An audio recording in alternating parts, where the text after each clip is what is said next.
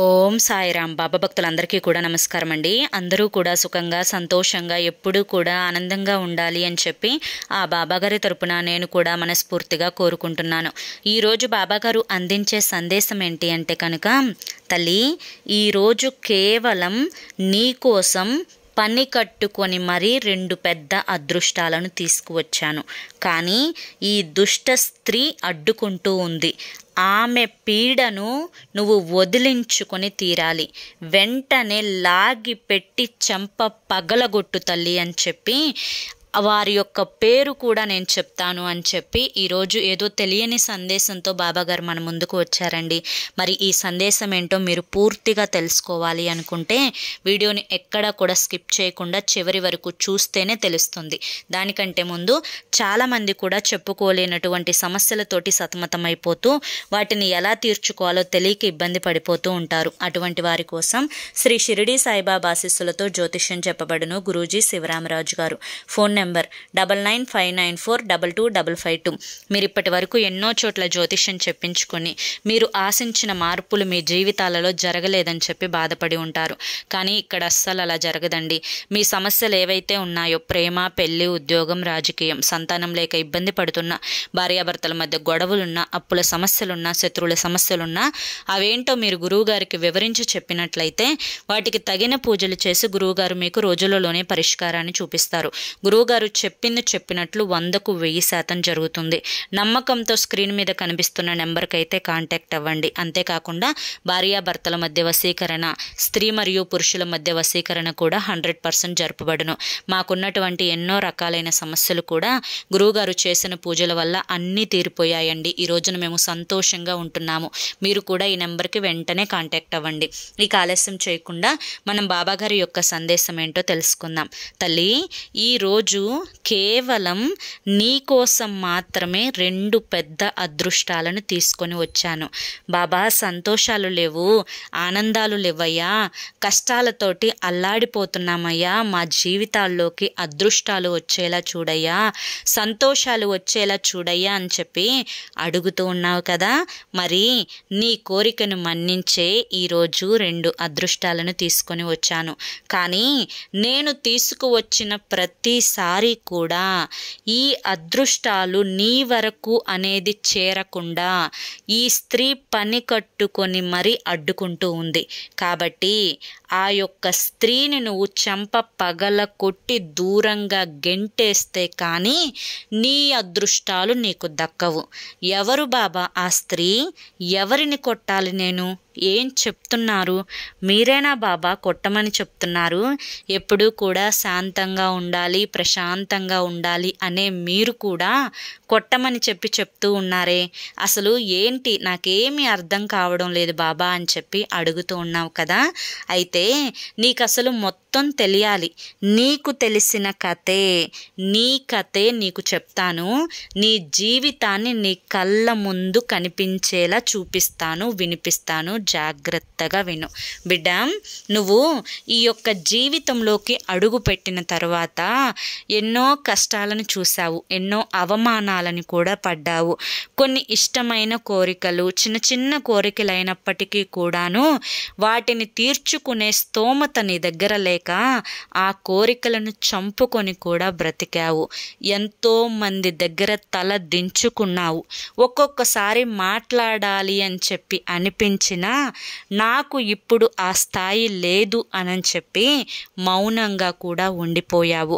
కొంతమంది కారణం లేకుండా తిడుతూ ఉన్నా, చిన్న చిన్న సంతోషాలను నీ దగ్గర నుంచి లాక్కుంటూ ఉన్నా పన్నెత్తి మాట అనలేక మౌనంగా ఉండిపోయావు.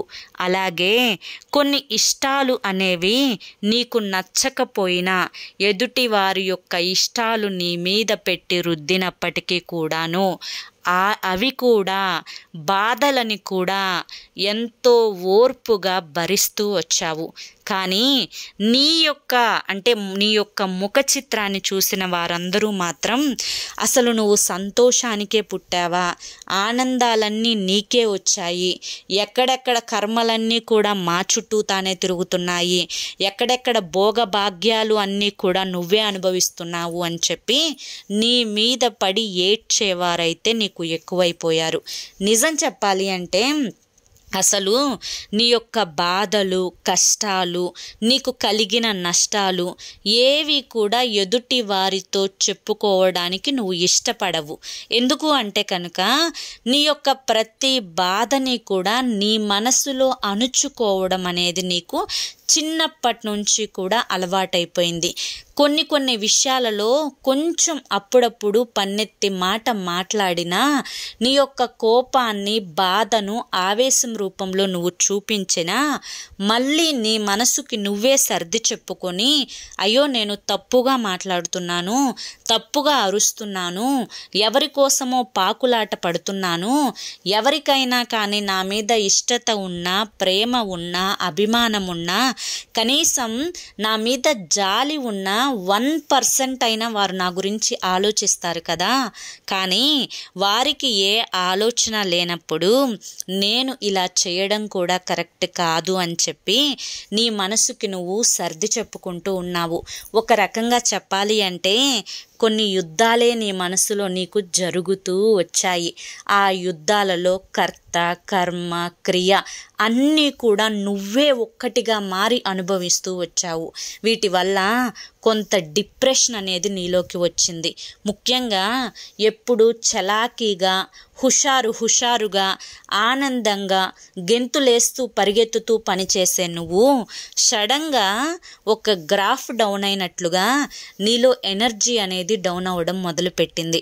ఏదో ఒకటి సాధించాలి అనే ఒక తపన నీలో పెరిగింది. అలా నీయందు నీకు బాధ్యత, నీయందు నీకు ఒక రకమైన గౌరవం, నీ మీద నీకు ప్రేమ, నీ మీద నీకు జాగ్రత్త అనేవి పూర్తిగా తగ్గటం అనేవి నిదానంగా నీ జీవితంలో స్టార్ట్ అయ్యాయి. ఎప్పుడైతే ఇలా నిన్ను నువ్వు కోల్పోతూ వచ్చావో అప్పటి నుంచి నీ మనసు అనేది నువ్వు చెప్పిన మాట వినడం అనేదే మానేసింది.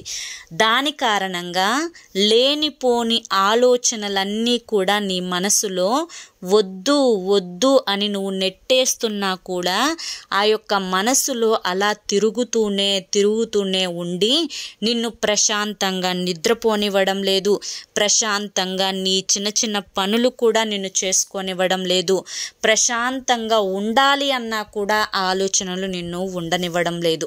దీన్నే మానసికంగా ఇబ్బంది పడటం, సైకలాజికల్గా డిస్టర్బ్ అవ్వడం, దీన్నే మానసికమైన ప్రశాంతతను కోల్పోవడం అని చెప్పి అంటారు. ఇది మనస్సుతో అయితే పర్లేదు, ఈ యొక్క మానసిక అశాంతి వల్ల నీ యొక్క పొట్ట ఆరోగ్యం కూడా దెబ్బతింది. అంటే తిన్నది సరిగ్గా అరగకపోవడం, తిన్నది గొంతులోకి వచ్చేసేయడం, అంతేకాకుండా ఎక్కువగా మోషన్ అవుతూ ఉండడం, దీనివల్ల గ్యాస్ట్రిక్ ప్రాబ్లం అనేది రావడం, ఇటువంటి సమస్యలు కూడా నీ జీవితంలో మొదలయ్యాయి. అంటే మానసికంగా మొదలైన ఈ సమస్య శారీరకంగా కూడా నిన్ను కృంగతీయటం అనేది మొదలుపెట్టింది.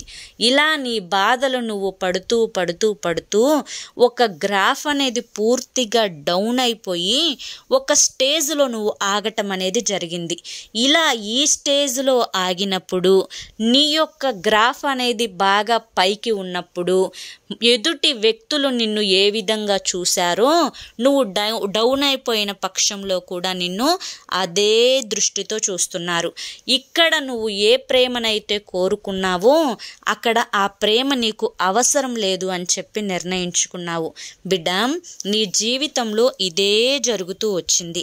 ఈ యొక్క మధ్య క్రమంలో కొంతమందిని మార్చాలి అనుకున్నావు, కొంతమందిని కొన్ని వ్యసనాలకు దూరం చేయాలి అనుకున్నావు, కొంతమందిని నువ్వు చెప్పినట్లుగా వినేలా మార్చాలి అనుకున్నావు, కొంతమంది నీ మాట విన్నట్లుగా నటిస్తూ నిన్ను మోసం చేస్తూ వారు చేసే పనులు వారు చేసుకుంటూ ఉంటే ఇవన్నీ కూడా నీ మనసుకి కొంచెం కష్టాన్ని కలిగించినప్పుడు కోపానికి ఆవేశానికి గురి అయ్యి పెద్ద పెద్దగా అరవటం అనేది స్టార్ట్ చేశావు.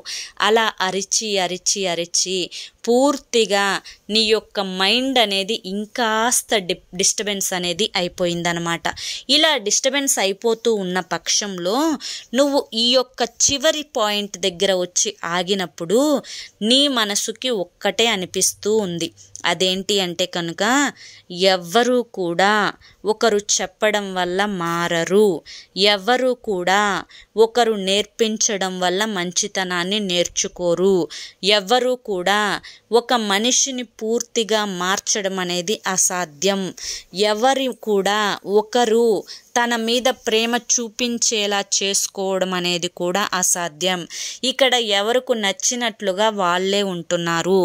నేనే అనవసరంగా నా వారు, నా లైఫ్ పార్ట్నర్, నా పిల్లలు, నా తోబుట్టువులు అని ఈ యొక్క బంధాలలో పడి కొట్టుకొని చివరికి నన్ను నేను కూడా కోల్పోయాను అని ఇప్పుడు నుంచైనా కానీ నా మీద నేను శ్రద్ధను చూపించుకోవాలి, నా మీద నేను ధ్యాసను చూపించుకోవాలి, నన్ను నేను జాగ్రత్తగా కాపాడుకోవాలి, నా ఆరోగ్యాన్ని నేను జాగ్రత్తగా చూసుకోవాలి, నన్ను నేను నిర్లక్ష్యం చేయకూడదు అని చెప్పి ఒక రకమైన మంచి స్టేజ్లోకి నువ్వు వెళ్ళావు. అయితే దీనివల్ల వచ్చిన ఈ నష్టమైన పరిస్థితులు ఏవైతే ఉన్నాయో వాటన్నింటినీ కూడా చిన్న చిన్నగా రికవరీ చేసుకుంటూ నువ్వు మళ్ళీ సంపూర్ణ ఆరోగ్యవంతురాలిలాగా మారే ప్రయత్నం అనేది నువ్వు చేస్తూ ఉన్నావు.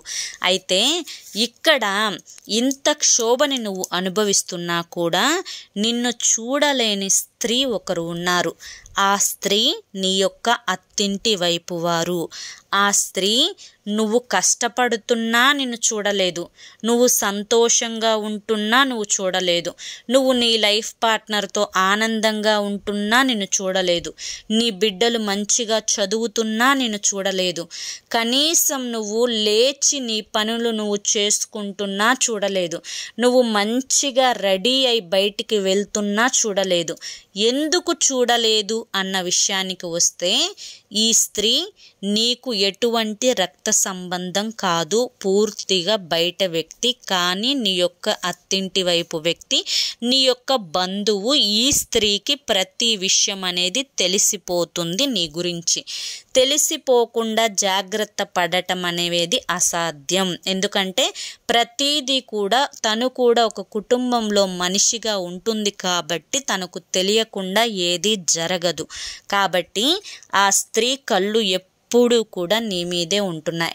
కొన్ని నీ చేతులారా నువ్వు చేసుకున్న కర్మలైతే కొన్ని కర్మలు అనేవి దృష్టి దోషం వల్ల, అంటే దిష్టి పెట్టడం వల్ల కూడా వస్తూ ఉంటాయి. ఈ దుష్ట స్త్రీ నీకు వస్తున్న ప్రతి అదృష్టాన్ని ముందుగానే గ్రహించి తన యొక్క దిష్టి అనేది ఆ యొక్క అదృష్టం మీద పడేలా చేసి ఆ యొక్క అదృష్టాన్ని నీ దగ్గరికి రాకుండా కాపాడుతూ ఉందన్నమాట. ఎందుకు ఇలా జరుగుతుంది? తను నేరుగా వచ్చి ఎంటర్ అయి ఆపుతుందా అంటే తను నేరుగా వచ్చి ఎంటర్ అయి ఇక్కడ ఆపటం లేదు, కానీ తన చూపు వల్ల ఆగుతుంది. ఎప్పుడైనా కానీ మనిషి యొక్క చూపుకి చాలా శక్తి ఉంటుంది తల్లి. ఎప్పుడైనా నరుల దిష్టికి నల్లరాలు సైతం పగిలిపోతాయి అంటారు. అంటే చూపులో అంత పవర్ ఉంటుందన్నమాట. మంచిగా చూస్తే ఆ చూపు ఆశీర్వాదంగా మారుతుంది, చెడ్డగా చూస్తే ఎదుటి వ్యక్తి నాశనానికి కారణమవుతుంది. అలా తను నీ మీద చెడు దృష్టిని పెట్టుకొని ఉంది.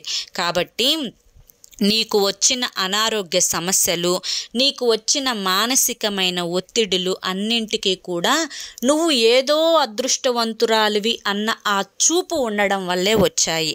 మరి ఈ చూపును ఎలా పోగొట్టుకోవాలి బాబా, నా అదృష్టాలు నేను ఎలా దక్కించుకోవాలి బాబా అని చెప్పి నువ్వు నన్ను అడుగుతావు. ఇప్పుడు నేను నీకు చెప్తాను. నీకు వచ్చే 2 పెద్ద అదృష్టాలలో మొదటి అదృష్టం వచ్చేసి నీ యొక్క ఆరోగ్యం. ఆరోగ్యమే మహాభాగ్యం. ఈ యొక్క ఆరోగ్యం అనేది ఎవరికైతే ఉంటుందో ఆరోగ్యం ఉన్న వ్యక్తి సరిగ్గా ఆలోచన చేయగలుగుతాడు. ఆరోగ్యం ఉన్న వ్యక్తి తిన్న అన్నాన్ని సరిగ్గా జీర్ణం చేసుకోగలుగుతాడు. రోజంతా కూడా హుషారుగా అంటే ఎనర్జెటిక్గా ఉండగలుగుతాడు.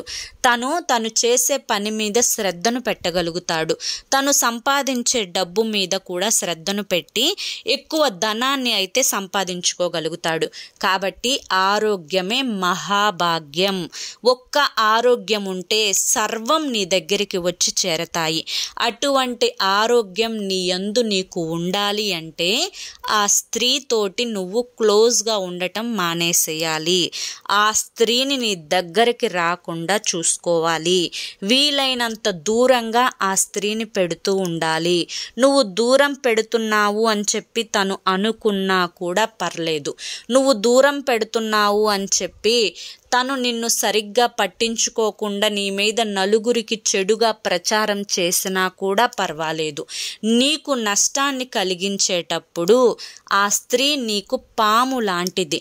పాముని దగ్గరికి రానిస్తే కాటేసి చంపేస్తుంది, అవును కదా? అలాగే ఆ స్త్రీని నువ్వు వీలైనంత వరకు రోజు ఆ స్త్రీతోటి నువ్వు 4 మాటలు మాట్లాడుతుంటే ఈరోజు ఒక్క మాటే మాట్లాడు. నిదానంగా ఆ ఒక్క మాటని కూడా తగ్గించుకుంటూ రా. తక్కువగా మాట్లాడు. తక్కువగా మాట్లాడితే దృష్టి అనేది కొంచెంగా తగ్గుతూ వస్తుంది. నీ అదృష్టం నీ యొక్క ఆరోగ్యాన్ని కాపాడుతుంది. ఇది మొదటి శుభవార్త, మొదటి అదృష్టం. ఇక రెండవ అదృష్టం ఏంటి అంటే కనుక ధనం. అవును తల్లి, నీ చేతిలో ధనరేఖ ఉంది. లక్ష్మీదేవి కటాక్షం అనేది నీ యందు ఉంటుంది. నువ్వు ఏ పనైనా కూడా 100% సిన్సియర్గా చేస్తావు. ఆ పని కోసం ఎంతో కష్టపడతావు. అన్ని ఆలోచనలు పక్కన పెట్టి నువ్వు ఎంత కష్ట పరిస్థితులలో ఉన్నా కూడా నువ్వు చేస్తున్న పనిని మాత్రం నువ్వు ఈ రోజుకు కూడా వదిలిపెట్టకుండా చేస్తూనే వస్తున్నావు. ఎప్పుడైనా కానీ కష్టపడే వ్యక్తికి ఫలితం కొంచెం ఆలస్యమైన దక్కి తీరుతుంది. కాబట్టి ఈ యొక్క పని గురించి తనకు తెలియకూడదు. నీకు ఎంత ఆదాయం వస్తుంది, నువ్వు ఎంత సంపాదిస్తున్నావు అనేది నీ కారణంగా కానీ నీ కుటుంబ సభ్యులలో మరొకరి కారణంగా కానీ ఎవ్వరికీ కూడా ఎట్టి పరిస్థితులలో కూడా తెలియకూడదు అన్న విషయాన్ని గుర్తుంచుకో. అలా గుర్తుంచుకొని తెలియకుండా జాగ్రత్త పడి ఒకవేళ మాట వచ్చినప్పుడు నీ దగ్గర లేదు అన్న మాట తప్ప నాకేమి లోటు లేదు అన్న మాట రానివ్వకుండా ఉంటే నీ దగ్గరికి ఈ రెండవ పెద్ద అదృష్టం అనేది వస్తుంది. ఎప్పుడైనా కానీ ఆ స్త్రీ నీ మీద పడి ఏడుస్తున్నట్లుగా కానీ నిన్ను అతిగా పొగుడుతున్నట్లని కానీ నిన్ను ఎప్పుడైనా నీ కుటుంబం మీద పడి నీ యొక్క బిడ్డల మీద పడి నీ లైఫ్ పార్ట్నర్ మీద పడి ఏడుస్తున్నట్లుగా కానీ అనిపించిన చెంప పగల కొట్టకపోయినా పగల కొట్టినట్లుగా మాటతో సమాధానం చెప్పు. ఎందుకంటే దుష్ట స్త్రీ ఎప్పుడైనా దుష్ట స్త్రీనే. ఎంత దగ్గరికి రానిచ్చినా విషం కక్కుతూనే ఉంటారు. అటువంటి వారితోటి చాలా జాగ్రత్తగా ఉన్నప్పుడే నిజమైన లక్ష్యాలను నువ్వు జీవితంలో సాధించి ఆనందపడగలుగుతావు అన్న విషయాన్ని గుర్తుంచుకోవాలి. అర్థమైంది కదా తల్లి? నీకు ఈ యొక్క శుభవార్తలు అనేవి, ఈ యొక్క అదృష్టాలనేవి అందాలి అంటే ముఖ్యంగా ప్రతిరోజు రాత్రి పడుకునే ముందు రాళ్ళ ఉప్పుతోటి దిష్టి తీసివేసుకుంటూ ఉండు. ప్రతి అమావాస్య రోజు ఎర్రనీళ్ళు తిప్పివేసుకుంటూ ఉండు. బయటికి వెళ్ళిన ప్రతిసారి నుదుటిన కుంకుమ కానీ ఆంజనేయ స్వామి సింధూరాన్ని కానీ పెట్టుకో. ఇంట్లో నిత్యం దీపారాధన చేసుకుంటూ ఉండు. బయటికి వెళ్ళేటప్పుడు అరికాలులో కాటుక పెట్టుకొని వెళ్ళు. తనతో పాటు వెళ్ళాల్సి వచ్చినప్పుడు ఒక అడుగు తగ్గి తన మీద కొంచెం తక్కువగానే రెడీ అయి వెళ్ళు. ముఖ్యంగా ఈ స్త్రీ కన్ను నీ మీద పడకుండా ఉండాలి అంటే ఇదే నువ్వు పాటించవలసిన ముఖ్యమైన నియమాలు. ముఖ్యంగా ఈశ్వరుడికి పాలతోటి ఈ యొక్క కార్తీక మాసంలో ఒక సోమవారం రోజు అభిషేకం చెయ్యి. ఆ ఈశ్వరుని యొక్క అనుగ్రహం పొందాలి అంటే ఖచ్చితంగా నువ్వు ఈ చిన్న పని చేసుకొని తీరాల్సిందే. అర్థమైంది కదా అని చెప్పి ఈరోజు బాబాగారు మనకి చాలా చక్కటి సందేశాన్ని అందించారండి. మరి ఈ సందేశంలో ఎంతో గొప్ప ఆంతర్యం ఉంది, మనం అర్థం చేసుకోవాలే కానీ. మరి ఈ సందేశం మీ అందరికీ కూడా అర్థమైంది, నచ్చింది అని చెప్పి అనుకుంటున్నాను. అర్థమైంది, నచ్చింది అని చెప్పి అనిపిస్తే ఈ వీడియోకి ఒక లైక్ ఇవ్వండి. లైక్ ఇచ్చిన వెంటనే హైప్ అని వస్తుంది, హైప్ ఇవ్వండి. మొదటిసారి మన సాయి పిలుపు ఛానల్లోకి వచ్చినట్లయితే కనుక మన ఛానల్ని సబ్స్క్రైబ్ చేసుకొని సపోర్ట్ చేయండి. రేపు మరొక మంచి వీడియోతోటి మళ్ళీ కలుసుకుందాం. కింద కామెంట్ సెక్షన్లో ప్రతి ఒక్కరూ కూడా ఓం సాయిరామ్ అని చెప్పి కామెంట్ చేయండి. అంతేకాకుండా మీ యొక్క జీవితంలో ఎవరైనా కానీ ఇటువంటి చెడు స్త్రీ ఉంది అని అంటే కనుక అవును బాబా నా జీవితంలో కూడా ఇటువంటి స్త్రీ ఉంది అని చెప్పి కామెంట్ సెక్షన్లో కామెంట్ చేయండి. లేదు అంటే కనుక మీకు ఇష్టం లేకపోతే కనుక ఓం సాయిరామ్ అని చెప్పి కామెంట్ చేయండి. రేపు వీడియోలో మళ్ళీ కలుసుకుందాం. అంతవరకు కూడా బాబాగారి యొక్క ఆశీస్సులు అనేవి మీ మీద, మీ కుటుంబ సభ్యుల మీద ఎల్లకాలం ఉండాలి అని చెప్పి మనస్ఫూర్తిగా కోరుకుంటూ సర్వేజన సుఖినో భవంతు. ఓం సాయిరామ్.